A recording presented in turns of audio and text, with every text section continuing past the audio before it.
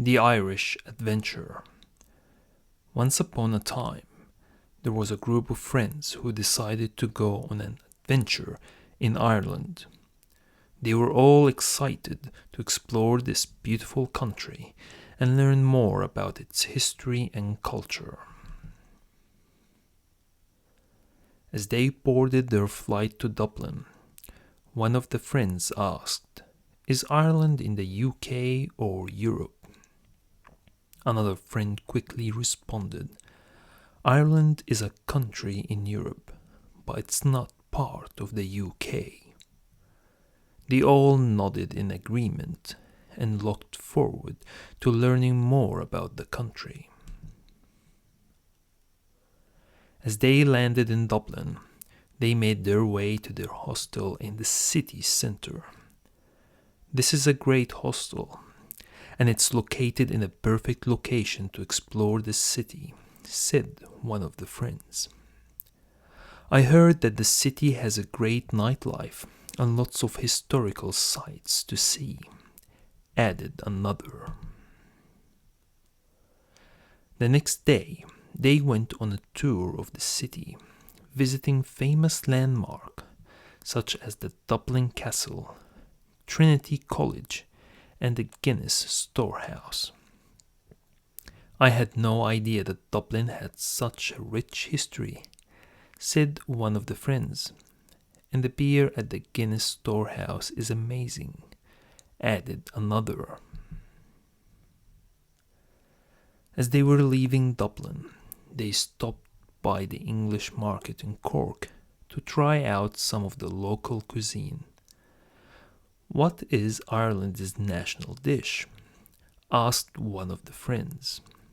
"It's actually hard to say, but some of the most popular dishes are Irish stew, shepherd's pie, and fish and chips," responded a local shop owner. Their journey then led them to Kilkenny Castle, one of Ireland's most iconic landmarks. "This castle is amazing. I feel like I am in a fairy tale," said one of the friends. They also visited Butler House, a beautiful Georgian-style mansion that's now a luxury hotel. As they continued their journey, they made their way to the Hibernian Hotel in Kilkenny. "This hotel is so beautiful. It's in a great location too," said one of the friends. They also enjoyed a delicious meal at Zuni, a local restaurant known for its Irish-inspired cuisine. The group then made their way to Galloway, where they stayed at the Victoria Hotel and enjoyed the vibrant nightlife of the city. "This city is amazing. I can see why it's called the culture capital of Ireland," said one of the friends. Their adventure then took them to Sligo, where they visited the famous Pulpin Mountain and the picturesque coastal town of Strandhill. "This town is so charming and has some of the best surf spots in Ireland," said one of the friends.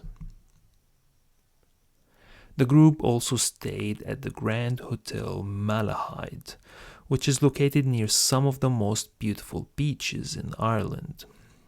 "This hotel is amazing and the beach is breathtaking," said one of the friends. As their adventure continued, they made their way to Dingle, a charming town located on the southwest coast of Ireland. "This town is so quaint and has some of the most beautiful views I have ever seen," said one of the friends. They also visited Valentia Island, which offers stunning views of the Atlantic Ocean. Their journey then led them to Kilkenny National Park, where they hiked through the beautiful landscapes and saw some of Ireland's famous wildlife. "I can't believe we saw a herd of wild deer," exclaimed one of the friends. As their adventure was coming to an end, they made their way back to Dublin and stayed at the Pembroke Hotel. "This hotel is so luxurious and it's located in a great location to explore the city," said one of the friends. The group woke up early the next morning and headed out to explore Kilkenny Castle, one of the most famous landmarks in Ireland. The castle was absolutely stunning, with its tall towers and impressive battlements. As they explored the castle, they learned about its fascinating history, including its use as a prison during the Irish Civil War. After the castle, the group headed to Butler House for lunch, where they had some of the best food they had tasted on the trip. The restaurant had a cozy atmosphere and friendly staff, and everyone was impressed with their meals. Later that afternoon, they checked into their hotel in Galloway and spent the rest of the day exploring the city. The Victoria Hotel Galloway was located right in the heart of the city, making it the perfect base for their adventures. They visited the Spanish Arch and walked along the waterfront, taking in the stunning views of Galloway Bay. That evening, they had dinner at Zuni in Kilkenny, which was recommended by a local they met earlier in the day. The food was delicious and the atmosphere was lively, with a live band playing traditional Irish music. The next day, they visited the Aran Islands, which are located off the west coast of Ireland. They stayed at the Aran Islands Hotel, which was located on the largest of the three islands, Inishmore. The hotel was a perfect place to relax and enjoy the stunning natural beauty of the island. On their final day in Ireland, the group visited the majestic Cliffs of Moher, one of Ireland's most popular attractions. The cliffs rise over 700 feet above the Atlantic Ocean, and the views were absolutely breathtaking. After the cliffs, they stopped in Limerick for lunch at the Strand Hotel Limerick, which had stunning views of the River Shannon.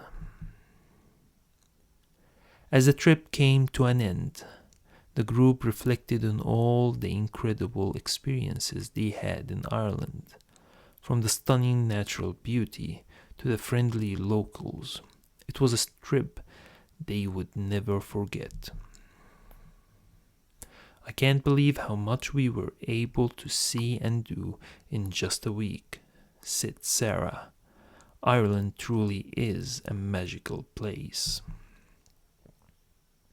"Definitely one of the best trips I have ever been on," added David. As they headed to the airport to catch their flight back home, the group knew they would be back to Ireland one day, eager to explore more of the country's beautiful landscapes, rich history, and welcoming culture. The end. Thank you so much for watching. If you enjoyed this video, please do not forget to hit the like button and share it with your friends and family. And if you haven't already, be sure to subscribe to our channel for more content like this. We'll see you in the next one.